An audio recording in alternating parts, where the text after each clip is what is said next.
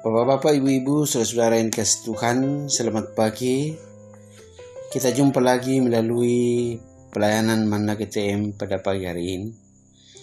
Sebelum kita melakukan aktivitas kita hari ini, saya mengajak kita bersama-sama untuk merenungkan bagian firman Tuhan. Dan untuk itu mari kita berdoa. Bapa di sorga, kami memuji dan memuliakan nama-Mu atas kasih dan kemurahan-Mu yang selalu berlaku atas kami. Hari ini Tuhan, kami akan membaca dan merenungkan bagian firman-Mu untuk mendasari semua kegiatan kami hari ini. Kiranya Roh Kudus-Mu menolong dan berkati kami, sehingga memampukan kami memahami bagian firman-Mu ini. Dalam nama Tuhan Yesus kami berdoa. Amin. Firman Tuhan yang kita akan baca dan renungkan hari ini dari 3 Yohanes pasal 1 ayat 1 sampai ayat yang keempat. 3 Yohanes 1 ayat 1 sampai ayat yang keempat. Firman Tuhan. Dari penatua kepada Gaius yang kekasih yang kukasihi dalam kebenaran. Saudaraku yang kekasih, aku berdoa semoga engkau baik-baik dan sehat-sehat saja dalam segala sesuatu, sama seperti jiwamu baik-baik saja. Sebab aku sangat bersuka cita ketika beberapa saudara datang dan memberi kesaksian tentang hidupmu dalam kebenaran, sebab memang engkau hidup dalam kebenaran. Bagiku tidak ada sukacita yang lebih besar daripada mendengar bahwa anak-anakku hidup dalam kebenaran. Amin. Tema renungan kita hari ini, keteladanan hamba Tuhan. Saudara-saudara yang dikasihi Tuhan, dalam sejarah perjalanan umat Allah, baik umat Allah dalam perjanjian lama, umat Allah dalam perjanjian baru, dan umat Allah pada masa kini yang mewujud sebagai gereja, ternyata bahwa nabi-nabi palsu, guru-guru palsu dan penyesat selalu muncul di sekitar kita untuk menyesatkan umat Allah dalam upaya membelokkan pekerjaan Allah. Latar belakang perikop pembacaan kita saat ini ialah bahwa penerima surat 2 dan 3 Yohanes sedang mengalami tantangan dan pergumulan yang meresahkan karena adanya pengajaran sesat atau pengajar sesat di antara mereka. Sekalipun dalam kondisi memprihatinkan, penulis surat 3 Yohanes bersukacita setelah mendengar kabar dan kesaksian beberapa orang bahwa ternyata masih ada anggota-anggota jemaat yang setia, yang teguh dan hidup dalam kebenaran. Salah satu di antaranya adalah Gaius. Antara penulis surat 3 Yohanes dengan Gaius ada kedekatan dan ikatan emosional yang sangat kuat. Dalam ayat 1 dan 2, Gaius 2 kali disapa sebagai kekasih. Kekasih dalam Kamus Besar Bahasa Indonesia artinya orang yang dicintai. Bisa juga berarti buah hati, atau orang di mana kita bisa curhat.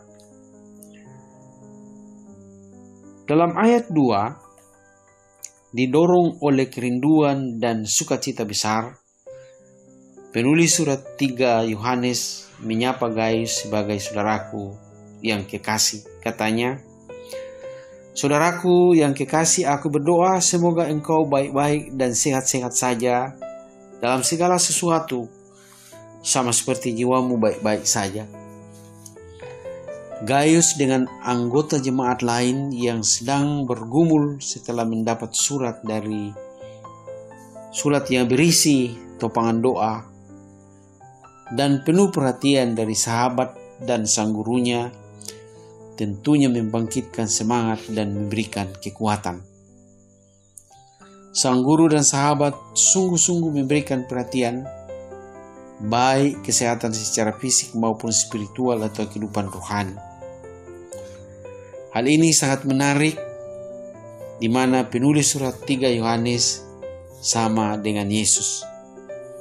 Ia tidak pernah lupa bahwa manusia mempunyai tubuh dan jiwa, dan kedua-duanya butuh perhatian dan perawatan. Selanjutnya dalam ayat yang ketiga, lagi-lagi penulis surat 3 Yohanes mengungkapkan luapan sukacitanya atas keteguhan Gaius dengan kawan-kawannya hidup dalam kebenaran. Tetapi juga sebenarnya dalam ayat ini, penulis surat 3 Yohanes dengan tulus dan terus terang memberikan penguatan positif atau pujian, katanya, "Aku sangat bersukacita tentang hidupmu dalam kebenaran, sebab memang engkau hidup dalam kebenaran." Kemudian dalam ayat yang keempat, penulis surat 3 Yohanes merasa lega, katanya, "Bagiku tidak ada sukacita yang lebih besar daripada mendengar bahwa anak-anakku hidup dalam kebenaran." Sang guru bangga bahwa apa yang telah ditabur selama ini tidak sia-sia. Kebenaran yang sudah ditanam dengan susah payah selama ini telah menghasilkan buah dan tidak mengecewakan, di mana anak-anak Tuhan hidup dan bertindak dalam kebenaran.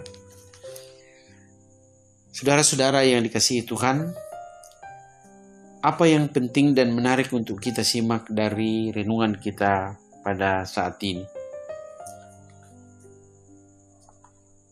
Menurut saya, paling tidak pertama,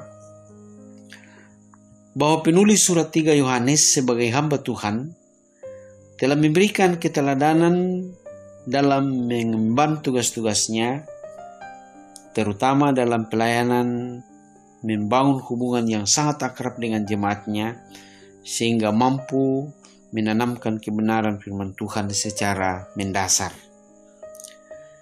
Yang kedua, upaya secara serius hamba Tuhan menggali dan menanam firman Tuhan dalam jemaat, seperti yang dilakukan penulis surat 3 Yohanes kepada Gaius dengan kawan-kawan, ternyata tidak sia-sia, tidak mudah disesatkan.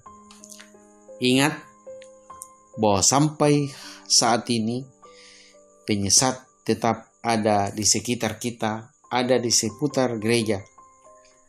Ada yang berjalan dari rumah ke rumah mempengaruhi orang-orang Kristen yang mengatakan bahwa Yesus itu bukan Tuhan. Dan saya dengar ini sudah sampai di daerah kita di Mamasa. Yang ketiga, penulis surat 3 Yohanes adalah hamba Tuhan yang mampu memberikan perhatian baik kesehatan fisik maupun kehidupan rohani. Banyak di antara kita sering mengabaikan kesehatan. Padahal tanpa kesehatan yang baik, banyak hal tidak bisa berjalan dengan baik.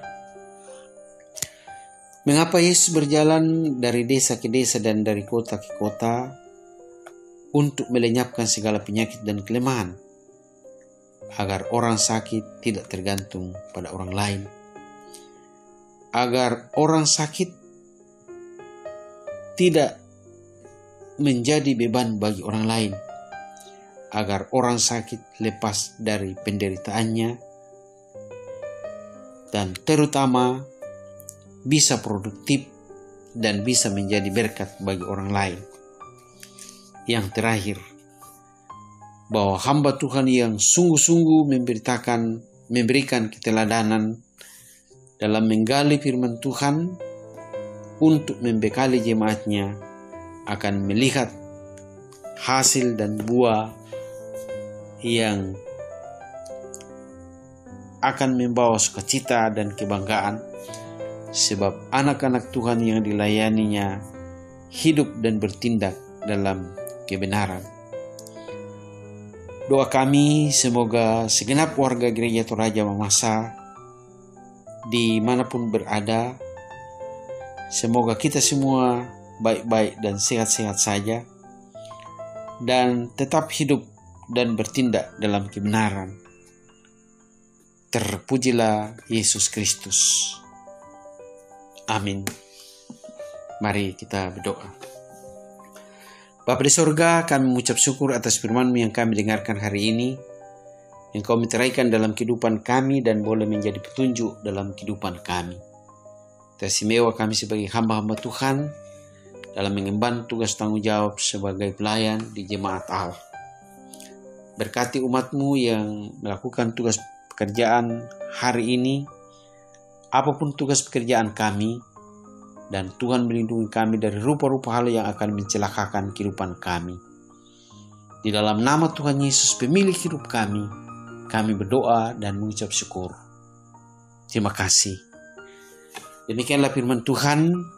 Atas perhatian kita semua kami ucapkan terima kasih.